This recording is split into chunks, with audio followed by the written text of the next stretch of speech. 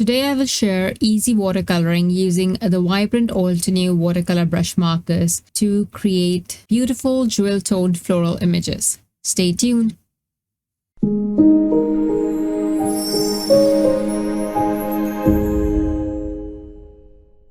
Hi there everyone, welcome to Creative Coloring with Erum.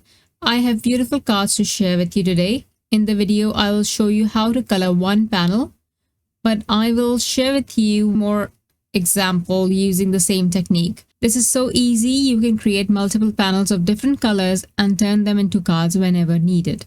I'm using the Striking Flowers stamp set today and I love the flowers and leaves in this set. To begin, the first thing I did was prep an A2 watercolor cardstock with anti-static powder and then place it in the stamp wheel. Because I have anti-static powder on, I'm using satin masking tape to secure my panel, just to be on the safe side. I have already arranged my stamps on the flip plate so that I can stamp and emboss multiple panels in one go. And now with the alignment guides available, this has become much more easier. I don't have the guides yet, otherwise I would be using them. So I used the rose gold embossing powder. I actually ran out of anti-gold powder, but this is gorgeous too. I stamped the image in embossing ink and covered it with rose gold embossing powder. Heat set this. Once heat set, I will get to the watercoloring, and this is the fun part. As you know, Altenew watercolor brush markers are highly pigmented. They are perfect to create jewel-toned images. I will apply Lagoon watercolor brush marker directly onto the dry watercolor cardstock. And I will show you that if you want to create a variation on your petal, you can leave a portion without pigment and use a wet paintbrush to activate and pull out the pigment. This is if you don't like solid uniform looking images. This is not necessary to do. You can just do this to one or two petals. But this image from Striking Flowers is perfect for coloring in some portions in various shades of the same color. I will be using the same color and adding deeper tones to some portions while removing pigment from some. As you can see, I applied the lagoon base to the entire image. Now I will go back in to make certain portions darker. This is up to you how many layers of color you want to add. To make this effective, make sure the first layer has dried slightly before adding the next layer. I suggest adding a base layer to all the images and then coming back to add more layers. And to make a certain portion lighter, use a wet paintbrush and activate the pigment. Move the pigment around. To make it lighter, you can even use a tissue to pick up some of the pigment, but I won't recommend it because you will lose the bold jewel-toned look. If you are not much of a colorist and you see these beautiful jewel-toned florals all the time and you also want to create such cards, my suggestion would be to get yourself a pack of Altenew watercolor brush markers and you are gold.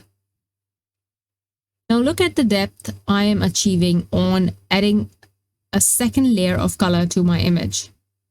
I will make this darker as the layer dries. For now, I will move on to the leaves. I will add the same pigment, Lagoon, to the leaves and then activate it with Citrus Burst watercolor brush marker. I am aiming for vibrant yellow-green leaves. Since there are lines on the leaves too, I can add various shades on the leaves as well. To add a darker shade, I will add more of Lagoon. For the flower center, I will add a mix of Citrus Burst and Lagoon. Now this is the part where you have to be a tad careful, so I have a tip for you. You can stamp your images and die cut them instead of creating a one-layer stamped panel like mine. It will be easier to adhere images to a watercolor background if you struggle with watercoloring. But if you don't, then all you need to do is follow what I'm doing. I have a wet number 4 fine watercolor brush on hand. I will apply espresso watercolor pigment outside the images onto the watercolor cardstock, and my panel is going to be darker on the bottom left and lighter as I move to the top right. Once I have some pigment on the background, I will activate the pigment and spread it outwards towards the right hand side, diluting it considerably using the wet brush that I have. I will keep adding the pigment and spreading it till I cover the entire panel more or less. I will use the watercolor brush that I have to dilute that pigment. Most of the right portion will look as if it doesn't have any brown color, but it would have a very diluted hint of color. Once done, I will dry the panel completely. Next, I will add splatters of gold paint from the metallic watercolor 14 pen set. This will enhance the beauty of the card. I will let the watercolor air dry. Next, I will add some jet black ink spray onto a pan and add very fine black paint splatters that will add some texture to the panel. I will show you up close how this looks. You can see the shine of the metallic paint and also the texture of the black splatters. You can also see the variation of the lagoon pigment and even on the leaves. For the magenta card, I used the same steps but used purple wine for the flower and lagoon for the leaves, and same espresso for the background. I added more splatters on this one because when you create the same thing the second time around, you are more relaxed and you take more chances. The sentiment is heat embossed, and all I did was add anti-gold sequins, and that's it.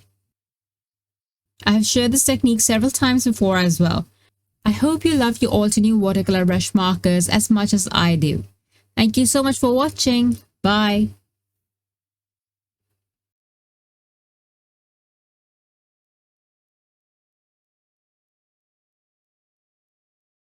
Hello there! Did that video just spark your creativity? And do you want more project ideas and inspiration videos too? Well, if you do, please make sure that you subscribe to the Altenew YouTube channel. Also, make sure that you do click that notification bell so you don't miss a video. Thanks so much for watching. Bye bye!